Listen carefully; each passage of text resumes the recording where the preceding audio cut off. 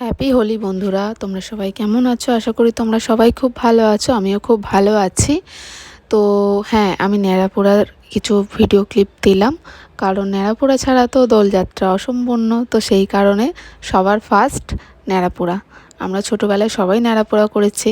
তো আমাদের বাড়ির পিছনে এখন ছোট বাচ্চারা সবাই মিলে ন্যাড়াপোড়া করে, কারণ আমরা এখন অনেকটা বড় হয়ে গেছি বলে এখন সেইভাবে আর ওইসব দিকে থাকা হয় না। কিন্তু আমাদের পরের জেনারেশন যারা আছে, ছোট ছোট বাচ্চারা, তারা করছে। তো সেইটাই তোমাদের সাথে শেয়ার করলাম। এই দেখো আমাদের বাড়ি, এটা আমাদের বাড়ি। আমাদের বাড়ির পিছনের মাঠটাতেই ন্যাড়াপোড়া হচ্ছে। দেখো কত লোক জড়ো হয়েছে, কারণ অনেক সবাই থাকে আমাদের এখানে। নন বেঙ্গলি যারা থাকে, বাঙালি নন বেঙ্গলি সবাই মোটামুটি আমরা ন্যাড়াপোড়ার আগে পুজো করি একটা ঘুরে। তো সেই কারণে বড়রাও থাকে, ছোটরাও থাকে। তো সেই পুজো করার পরে কিছু রিচুয়ালস আছে যেগুলো ওরা করে। আমাদের মধ্যে যেহেতু খুব একটা হয় না এরকম, কিন্তু ওরা করে, সব অনেক কিছু করে ওর মধ্যে ঘুরে ঘুরে। যাই হোক, সেটা আমি ঠিক জানি না কি করে। যাই হোক, তো ন্যাড়াপোড়া দেখো কত সুন্দরভাবে জ্বলছে। অনেকটা বড় আগুনটা উঠেছিল, অনেকটাই বড় উঠেছিল। তারপরে জানো তো, এই আগুনটা নেপার সময় হয়ে গেলে তারপরে কিন্তু একটা আগুনের বল করে সেটা নিয়েও খেলা করে। যাই হোক, অনেকে ন্যাড়াপোড়াতে কিন্তু আলু দেয়, আমরা ছোটোবেলায় দিতাম। কিন্তু এখন এত বড় করে ন্যাড়াপোড়া হয় যে সে তার মধ্যে যদি আলু দেওয়া হয়, আলু পুড়ে ছাই হয়ে যায়, সেটা আর আলুটা পাওয়া যায় না বলে সেই কারণে আর সেইভাবে করা হয় না। আগে যখন আমরা করতাম তখন খুব ছোট্টভাবে করা হতো। তো আমরা আলু পোড়া দিতাম ওর মধ্যে, আর খুব ভালোও লাগতো খেতে। আবার পরে যখন আগুন নিভে যেত তখন আলুটাকে খুঁজে সবাই মিলে বার করে খেতাম। তো আমরা যখন ন্যাড়াপোড়া করতাম তখন আমাদের যে নাচের দিদিমণি ছিল, সেই দিদিমণি সবাই মিলে ন্যাড়াপোড়া করতাম। ন্যাড়াপোড়া হয়ে গেলে তারপরে সেই দিনকে রাত্রিবেলাতেই পিকনিক করতাম একটা ছোট্ট মতো। তো এর উদ্যোক্তা ছিল আমাদের নাচের দিদিমণি। তো এখন সেইভাবে আর হয়ে ওঠে না, কারণ ওই দিদিমণিও আর এখানে নেই, চলে গেছে। তো সেইভাবে করে হয় না। তো পিছনে সবাই করে, পিছনের পাড়ার সবাই করে। তো দেখো, ন্যাড়াপোড়ার পরের দিন সকালবেলাতে আমি গোপালদের জন্য ভোগ রান্না করে ফেলেছিলাম। কারণ ভোগের মধ্যে ছিল, আমি কিছুই সেরকম ভোগ করিনি, শুধু করেছিলাম মালপোয়া আর একটুখানি মঠ ছিল, আর দিয়েছিলাম ফুড কড়াই। ফুড কড়াই মঠ তো এটা তো ফেমাস, তাই না? দোলের সময় ফুড কড়াই মঠ হবে না, সেটা হতেই পারে না। তো যাই হোক, ফুড কড়াই মঠ দিয়েছিলাম, আর একটুখানি আবুর নিয়ে আমি গোপাল সোনাদেরকে গালে দিয়েছিলাম, মা লক্ষ্মীর গালে দিয়েছিলাম। আমার মা লক্ষ্মীকে আজকে রাধারানীর মতো সাজিয়েছিলাম। শ্বাসটা কেমন হলো তোমরা কিন্তু অবশ্যই কমেন্টে জানিও। এবং আমার গোপু সোনাদেরও আজকে নতুন সাজিয়েছিলাম।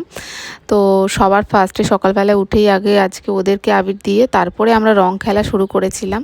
এই দেখো, আজকে সেইভাবে ফুল আনা হয়নি, তো আমার গাছে যে কটা ফুল ছিল সেই ফুল দিয়েই আমি পুজো করেছি।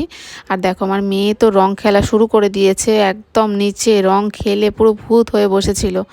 আমি বলছিলাম পুজো দেওয়ার পরে রং খেলবো, কিন্তু ও তার আগেই শুরু করে দিয়েছে। যাই হোক, বাচ্চা মানুষ, ওদেরকে ধরে রাখা যায় না। তো ওর রং খেলছে, সাথে সাথে পুরো পাড়ার পুচকে সামনে ছোট ছোট পুচকেগুলোও খেলছিল। আর তারপরে আমার পুজো দিয়ে আসার পরে আমি খেলবো বলে সেই জন্য আমি অপেক্ষা করছিলাম। তো পুজো প্রায় হয়ে গেছে, সব কিছু হয়ে গেছে। এইবারে আমরাও রং খেলা স্টার্ট করব। তো আমার দাদা অলরেডি রং আমাকে মাখিয়ে দিয়েছে, দেখো ভর্তি করে দিয়েছে। আর আমি মাখিয়েছি আমার জেঠিমাকে, ভর্তি করে দিয়েছি। আর আমার বোন তো ভর্তি হয়েই আছে, মামাকেও ভর্তি করে দিয়েছি। আমাদের বাড়ির সবাইকে রং মাখিয়ে ভূত করে দিয়েছি। এবং পিছনে বাড়ি একটা ঠাম্মা থাকে, সেই ঠাম্মাকে, কাকিমাকে, তারপরে সেই বোনটাকে, সবাইকে রং মাখিয়েছি। পাড়ার আমি খুব বেশি জনদের সাথে রং খেলি না, তো কিছু কিছু জন আছে যারা রং খেলে, তাদের সাথে খেলি। আমাদের এখানে না আগের মতো আর এখন কিছু নেই। আগে সবাই মিলে রং খেলা ব্যাপারটা ছিল, এখন আর সেটা নেই। এখন রং সবাই খুব মাখতেই চায় না, খুব কম মাখে।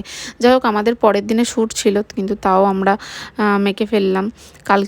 পরের দিন কালকে আমাদের শ্যুট আছে, তাও আমরা রং মেখেই ফেললাম। দাদা বারবার বলছিল মুখে মাখিস না, কিন্তু রং খেলবো আর মুখে মাখবো না, সেটা হতে পারে?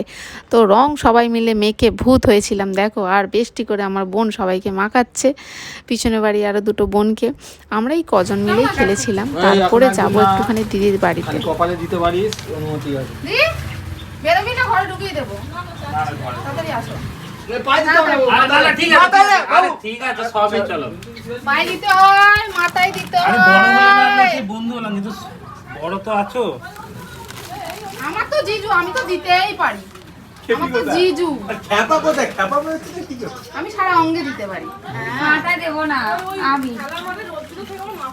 আচ্ছা ঠিক আছে, সে তো সবই বুঝলাম। মাথায় দিবি না রে। আচ্ছা ঠিক আছে, ঠিক আছে। মাথায় সাবান দিলাম, শ্যাম্পু করে চান টান করে তো আমার এ করলাম, মাথায় দিস না, গায়েতে দে। মাথায় আমি দিচ্ছি না। কুচু আসো। কিছুতে দিস না, ও শরীর খারাপ, শ্যাম্পু করেই চান। গালে দেবো তো। গলা মলা চলো পুরো গলা গলা ওই ব্যথা। জিজু হ্যাপি হোলি। টিকটা খালি বাকি রয়েছে, না দিয়ে দিলাম। ঠিক আছে সম্পূর্ণ। আমি চান শোনো, ঠিক ভালো করে দিতে পারছি না তোমাকে। ওকে পিতা শুনছো না না কথাটা? এটা আমি ঠিক না দেখো, হ্যাঁ এই তো। আমি ঠিক না এইবারে দাঁড়াও দাঁড়াও দাঁড়াও, শোনো। হ্যাঁ এই তো, এই তো। দিতে দিতে মরে যাচ্ছে। লাল তো, বাদর রং নয় এটা। বাদন রং না হনুমান চলো চলো। এই একে তো রংটা দেওয়া হয়নি। চলো হয়ে গেছে হয়ে গেছে হ্যাপি হোলি। তো আমরা তো বন্ধুরা এইভাবে দোল খেলা সম্পূর্ণ করলাম। তোমরা কিভাবে দোল খেলা সম্পূর্ণ করলে তোমরা কিন্তু কমেন্টে অবশ্যই জানিও, এবং কি কি মজা করলে অবশ্যই জানিও, ঠিক আছে? আর সাথে থাকলো আমাদের কিছু সেলফি। তো মা লক্ষ্মী, গোপাল এবং আমরা তো যেভাবে মজা করলাম তোমাদেরকে অবশ্যই দেখালাম। ভিডিওটা যদি ভালো লেগে থাকে তো ভিডিওটা please like, comment, share and subscribe করতে ভুলো না। দেখা হচ্ছে পরের কোনো ভিডিওতে। ততক্ষণ তোমরা কিন্তু সবাই খুব খুব খুব ভালো থেকো, সাথে থেকো, পাশে থেকো, এইভাবেই দেখা হচ্ছে পরের ভিডিওতে। টাটা।